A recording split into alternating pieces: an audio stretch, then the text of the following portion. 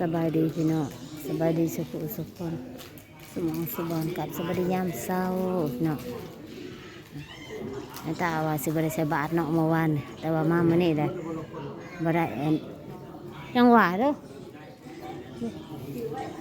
อย่านเราจากว่าเบิดผู้แลลุงหรือในพังเบิ่งจักหน้อยแต่บอกกันว่าสิบได้ใส่บาทเนาะเพราะว่าอันถวายแต่เมื่อวานพุ่นว่าแล้วมีพระองค์หนึ่งที่มานำกันกับพระผู้นี้นะเพิ่นบ่ได้มีเพิ่นบ่ได้ไปแต่ทางบ้านเพิ่นก็เลยใส่บาตรเนาะถ้าเขาก็บ่หลายเลยพี่น้องเอ้ยห้องว่าบ่ได้ใส่บาตรนั่นนะมันก็อันเรื่องบ่เข้าใจเนาะว่าบ่ได้ใส่บาตรแต่ชาวบ้านก็บ่ได้เกี่ยมผ้าขาวผ้านักมานะไปเกี่ยมผ้าขาวผ้านักมันก็เลยผ้าขาวก็บ่ได้หลายคือแต่เก่าไดปกติงานบุญแต่เก่าผ้าขาวโอ้ยบ้านแม่ตานี่50-60ผ้าพุ่นน่ะ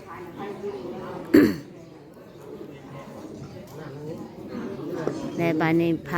พระองค์ที่มานำกันนี่เพิ่นนักสีแจ้งอยู่ว่าเนื้อในหรือว่าพระองค์นั้นนะอยู่ใส่เป็นจังไรนะ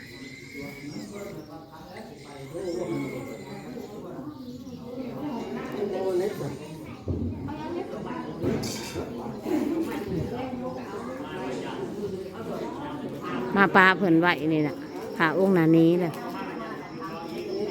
เจ้าหน้าที่นำจับเมื่อคืนเนี่ยกับต้นรถแดนเข้าป่า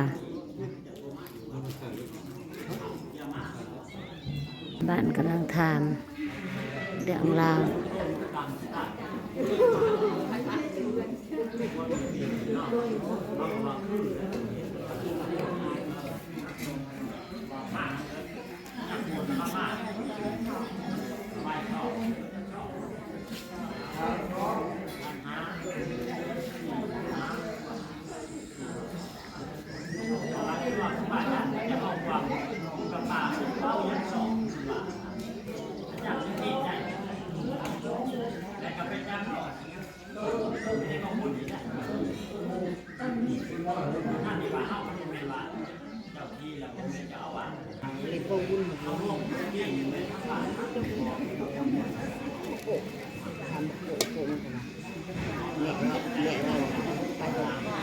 ไปแต่บ่ายโมงคืน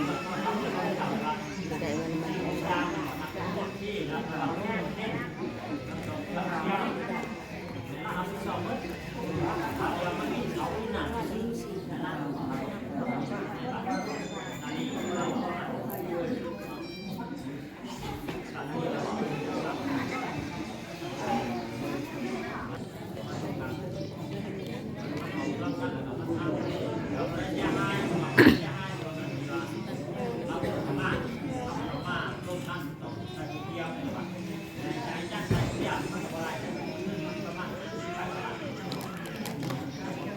เล็กจะเอาตุ่นตุ่นเงินได้ดอกเงินเป็นเล็กไหน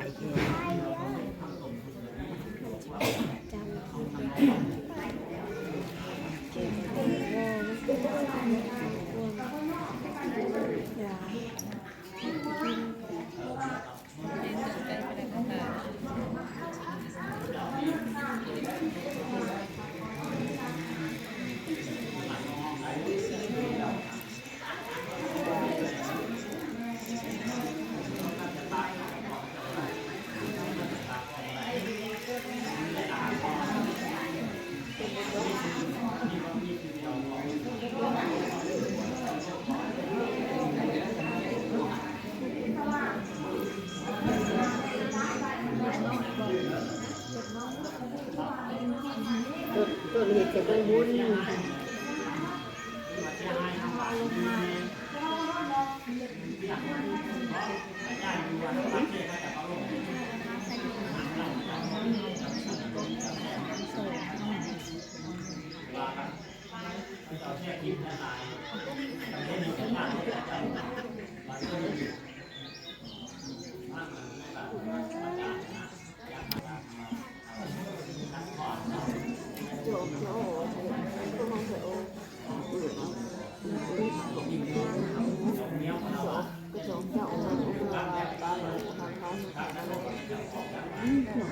ญองค์ที่เพิ่นบ่นี้เหตุหรือว่าบ่นี้ในเหตุการณ์เนาะ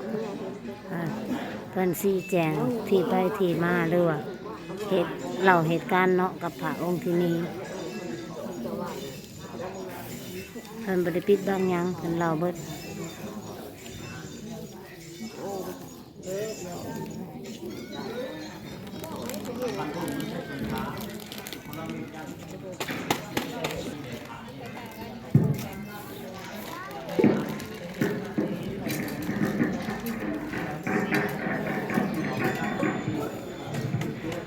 Allora,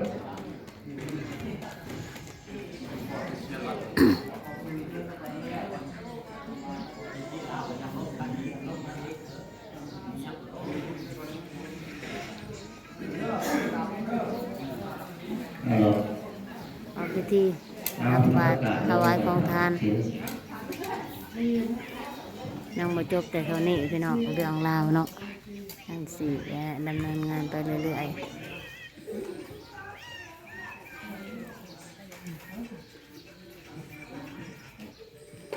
ไงแล้วเราไปฉันนอนรับอยู่บอกหรือรับอยู่ฉันจะเป็นวัคซีโม่นะฉันนอนรับด้วยกันเนาะในบ้านยังไม่ได้นอนสัตว์เนาะเนาะถือว่าเป็นบทเรียนอันยิ่งใหญ่คนนอกเขาพูดหนาโดยใจเริ่มแล้วเนี่ยคือการหลายๆขัดชวนมานะจะเป็นรับตัวมาหลายแล้วตามเปิดเราตัวบางทีเราแบบอาบ่มกันนะตัวนี้ที่เราแบบข้างในหนักกว่านี้เนาะนี่เราก็บอกเนาะกำลังเอาต่อไปเราตัดใจเราป้อนเนาะเป็นบทเรียนเด้อบันนี้เด้อเทปแบบจำเดี๋ยวเอาเป็นบทเรียนเนาะเข็มแข็งที่ต้องเดือดต้องเข็มแข็งเวลาจะผ่าโทมาส่วนในที่ผ่านหลังนี่ต้องมัดจับครึ่งนึงมันจะไปมันวานที่ว่าไปหาจะพอให้รับอ่ะที่ว่าถ้าหาหลานที่ว่าอะไรไป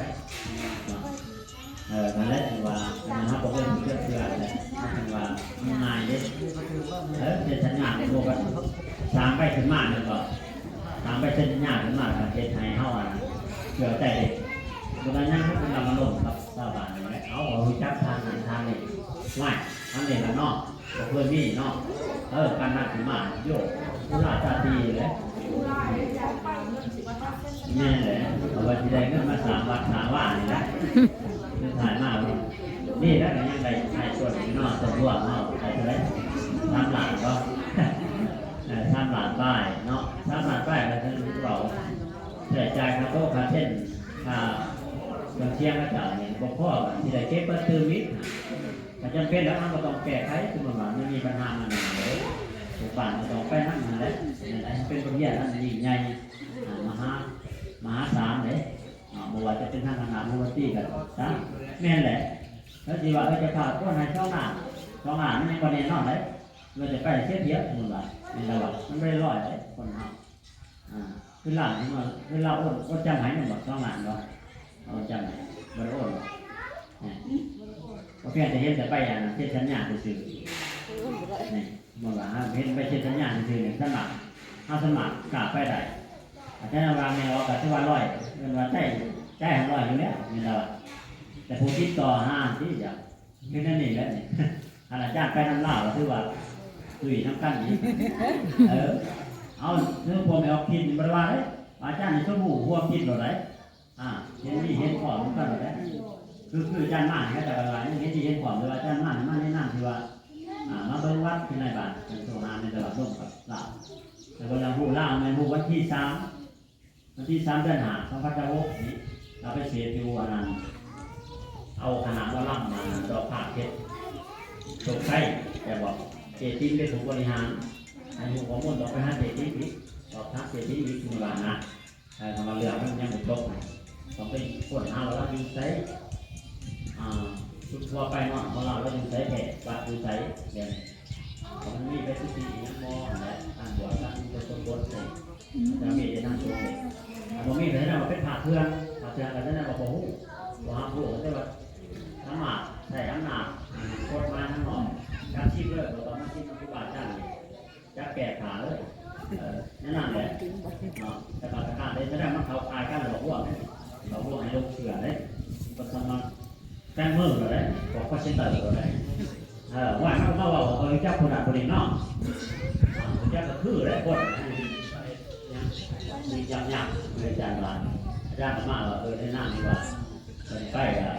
เราจะตีชนิดเลยน้าผมแค่กันเรียกจะยืมเงิน8 ล้านรวมกันนะมันก็ยังไม่ดีใจคือสายมาจังตกลุมเหล่างานทำไว้เชื่อไล่โมสูได้ป่ะแต่ว่าเขาก็ตอนนี้บอกตามความเป็นจริงของเขาเนี่ยเราจับเองแต่ว่าเงินอยู่ว่าเราโอนมาหรือว่าเราได้โอนเอามาหรือว่าเราเอาไปที่ญาติซื้อกันประมาณ18 ล้านแต่ว่าเงินเราจ่ายไม่ได้จ่ายไม่ได้มันสิมันมีที่มีด่านโอนไหน700,000แล้วมีที่มีได้600,000อีกมีเตอร์โก้ว่ะคือโก้ทำมาเรื่องนี้ทำมาเขา6 ล้านเราทำมาเราบัญชีจ่ายเราจ่ายก็ได้เราตามจ่ายด้วยแต่เขาที่เราตามจ่ายที่อ่านการสิ้นเอาว่าเรามีกองเลขาว่าโดยตัวนั้นเราทำมาเป็นอันนั้นว่าหนาอันนั้นโมที่อันนั้นดอกผ่าที่จบใช้วันก่อนอาจารย์ได้ใจอยู่ว่าเราโมที่มันมีเชือกรถก่อนเราเชือกรถคุยมาเป็นสื่อกลางนะมันต้องใช้มันตอนนี้แก้ได้ที่ตัวนี้ประมาณนะก็ไปแก้หายนะเนาะเอาทำอะไรที่อย่างว่าการรายจ่ายมีมัดอาจารย์นั่งยกขึ้นในประมาณเป็นโมงที่2 โมงเลยอาจารย์จะไปนอนการสอบทางก็จะลงสอบทางเป็นอันนั้นแน่ว่าจะมันร้อนมันก็ต้องมีแก้ก็จะหายเอาคนที่หายคือว่าเนี่ยอาจารย์โมโหนะเราเอามันโดนไหนแต่ว่าลูกเขาพูดนะแล้วบอกเราจับคนนั้นคนนี้เขาจะมาออกได้เราบอกคือแล้วบางคนไปเราเอาเด็กคือน้องไม่ถูกจับก็แล้วแต่ว่าที่ไก่ติดแถบคือห้องนี้แหละจะมาคือตัวถ้ากับหูเราที่สองในตลาดเนี่ยวันนี้ละมานั่งดีเป็นมานั่งเองเพราะอันนี้เราคือเจทิพย์เหมือนแบบเจทิพย์ถ้าต้องไปสอบทางเจทิพย์ดีกว่าก็เห็นมันมาเลยไปจับกันทำไรเพราะว่าไปนั่งได้จะไปให้รับ สองทองก็ได้เรื่องหรอ เราเป็นแม่ขย่าแม่ขย่าน้องเทพไปอย่างนี้เป็นแม่ขย่าจ้าว่าแต่น้องเทพก็นั่นแหละน้องเพราะว่าผมจะไปถือหลอกจ้างถือหลอกกันจะมาทำในบ้านถ้าเราหูเรา20,000แต่20,000จะเป็นสมัครตัดสินใจคุณใน20,000ไปวันนี้อะไรประมาณจ้างไปยังงงสุดท้ายบางทีเราเกียร์ตามอาจารย์มีวิทยาอยู่นั่นนี่บางทีเราเกียร์อาจารย์นั้นลงมาสามพระอยู่ประมาณบาทที่ประเสริฐบาทเจ้าบดีมาสว่างแม่สว่างมาเทียบทางในอาจารย์ตรงนี้ชุมโสภะนอกจากที่แล้วเย็นนี่แปลเป็นดูอันนั้นบักของหลวงผู้กระแตเลยที่แล้วแหละต่อไปกับที่ใหญ่ใกล้อันนั้นสนุกตามสนุกก็ได้ที่จากสนุกแบบที่ไปที่ดูอันนั้นทั้งมันเก่า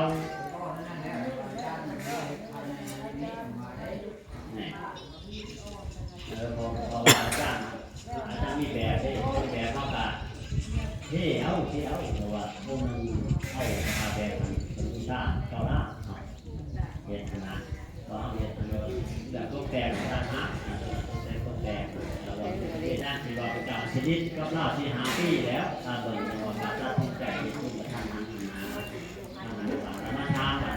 หลอกแบบนี้จักอยู่ อย่างนั้นตามนั้นแหละจะเพิ่มจะมากันนี้เนาะเนี่ยให้ห้ามีสติให้มันว่าจะนั่งผ่านึ่งผ่าดีผ่าบริผ่าที่ยาหมาจารีปิดกระชากมันไม่ร้ายผ่าอะไรโดยให้ผ่ากระชากเห็นผ่าว่าจะดีมั้ยตรงนี้ทำอะไรคือชาดูใจโอ้โหเนี่ยคือจันมากจะจะกระต้องเสื้อทำไมเข้ามาเป็นศึกษาอันนี้ดีเนาะเอาพ่อนวันนี้